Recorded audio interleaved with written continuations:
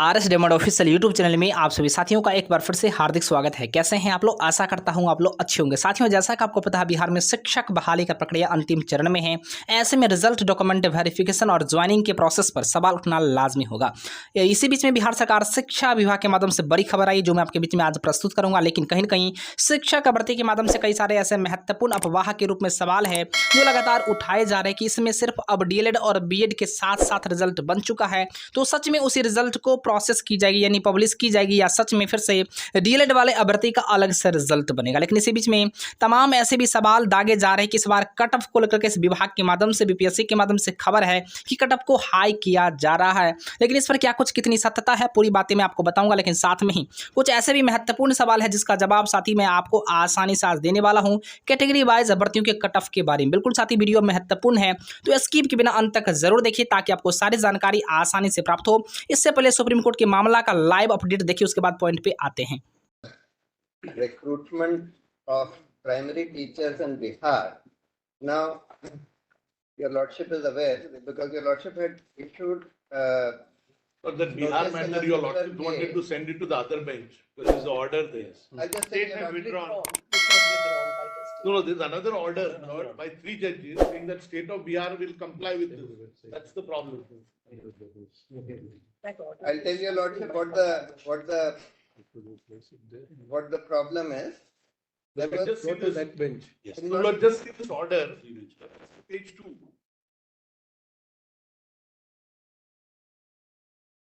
Page 2, whether petition stands allowed in terms of prayer so and so, the extent of the same relates consequential adverse other steps taken pursuant shall also stand invalidated. State of Bihar is not a party before this court in this petition. As such, we make no comment as regards the notification issued by state of Bihar, legality of which has been challenged in this written. But this court expects that the state of Bihar shall take into account the judgment of this court. So state will have no option now but to follow that judgment. The problem So is, since these 3 judges have said this, Place it there. place it there. your lordship had issued notice in a similar matter arising out of Chhattisgarh. If your lordship just sees page 487. Actually, that has created the confusion. No, that has not created the That is, We- Ours was a what part is happening in the in- main judgment and procedure. there those State of Bihar persons was the were party. not parties, they came here, we allowed them In to. Bihar, there was no challenge by anybody at any stage to the recruitment process which began this year on May 15. Anyway, this will go to the other bench. So very well. The lordship may list it immediately because Kindly see the page. Anybody else wants to put in a word also, you can. Then we will say. the lordship may list it at the earliest possible. All the results are held up.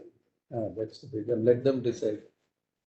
Considering the fact that an issue pertaining to such recruitments was considered by a bench headed by Honorable Justice Aniruddha Bose, and certain observations have been made by the registry to obtain orders from Honorable the Chief Justice and place the matter before the bench as ordered by the CJI. Obliged. Clearly, there's no abeyance on the declaration of results or anything. I don't want. No, we are not just Your lordship may say as early as possible Very because the registry results are all matter held up. as expeditiously as possible. I am of that.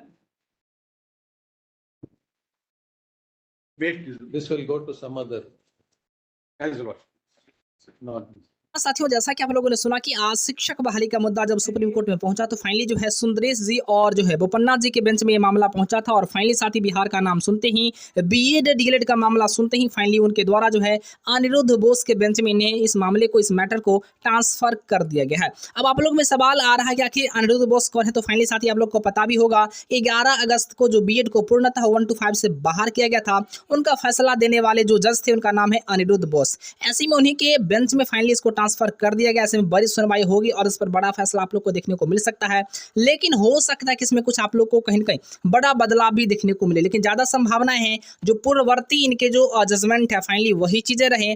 लेकिन इसी बीच में कई प्रकार के ऐसे महत्वपूर्ण सवाल है कि इस बार बिहार सरकार अगर चाहेगी तो बीएड वाले भर्ती को अपने रिजल्ट के दावेदार बना सकती है। लेकिन साथ ही कहीं ना कहीं आपको भली भांति पता है कुछ भर्ती के माध्यम से अफवाहें उड़ाई जा रही कि नोटिफिकेशन को रद्द कर दिया जाएगा, यानी जब नोटिफिकेशन ही रद्द हो जाएगी तो आपका एग्जामिनेशन भी रद्द हो जाएगा और आपकी बिल्कुल यहाँ पर युक्त अर्हता भी रद्द कर दी जाएगी। आप किसी प्रकार का अपना दावा नहीं ठोक सकते हैं।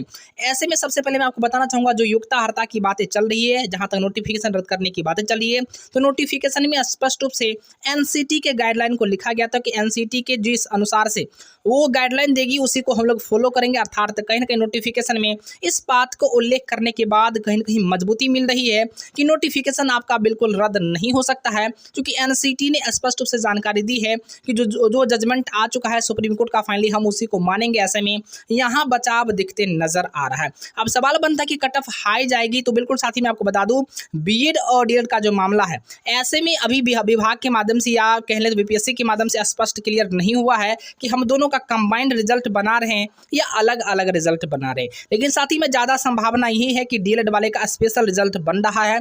लेकिन जो खबरें अब बाहर उड़ाई जा रही कि यहाँ पर बीएड वाले भर्ती को साथ में रिजल्ट बनाई जा रही है, यह बिल्कुल साथ ही कहीं से कहीं जो है ये सत्य बात नहीं है।